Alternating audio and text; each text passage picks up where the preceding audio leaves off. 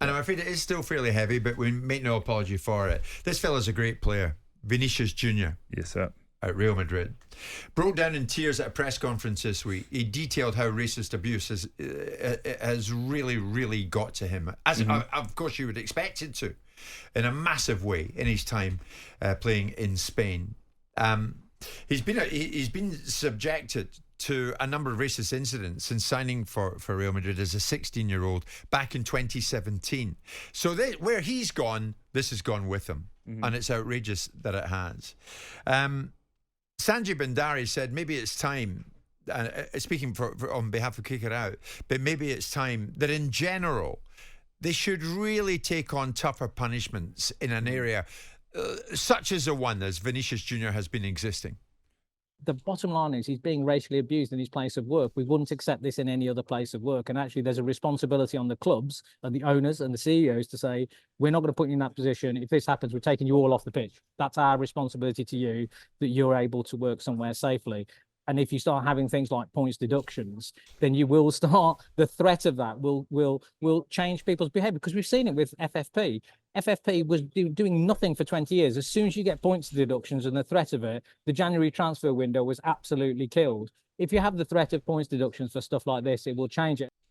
The thrust of Vinicius's argument is that, look, this happens. Get real about it. It happens, but no one's ever punished. So much so, Vinicius Jr is saying, and you'll be aware of it, Troy, more and more, I'm losing my desire to play.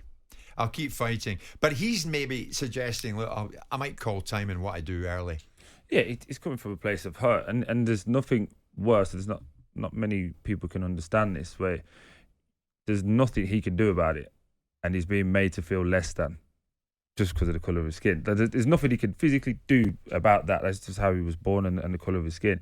I think it's a really difficult one to try and tackle this. So when you talk about points deductions, you're talking about, he's always the smaller minority of the group. And I don't want to ever try and act like I'm on one side of the fence, or I'm quite a realist. I look at it, whenever there's an incident, and we can talk to the Chelsea situation, there was a group of people. It's not the whole stadium. It's not every single person associated with Chelsea. I think, and me and Simon and Simon's podcast had a good debate about this. I don't think there's ever a proper set of rules or punishments in place that we go, that is the minimum of when it comes to racism, in my opinion.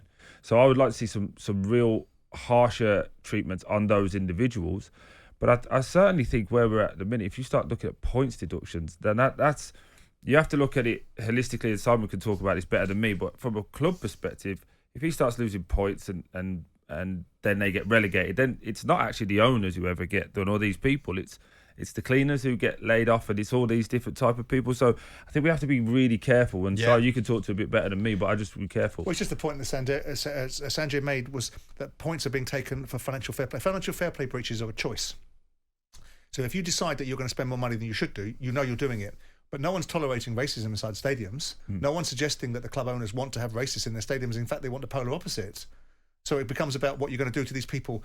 Get after the people that do it. Stop calling everything institutional racist and start getting after the people that actually do it. When somebody says something that's racist, make that person accountable. Make those people in the stadium that shout those racist chants, get stewards in there, get police officers in there, and nick them and get them banned from football stadiums, rather than suggesting that football needs to be responsible for the minds of people that it can't control. That's the response that should be happening, I think.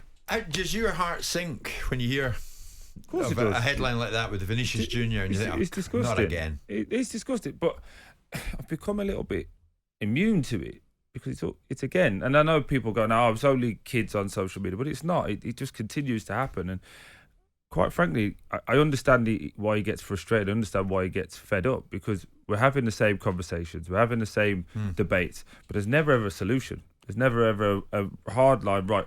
Here's what we want to do, and this is how we're going to tackle it. They never do that. It's always danced around.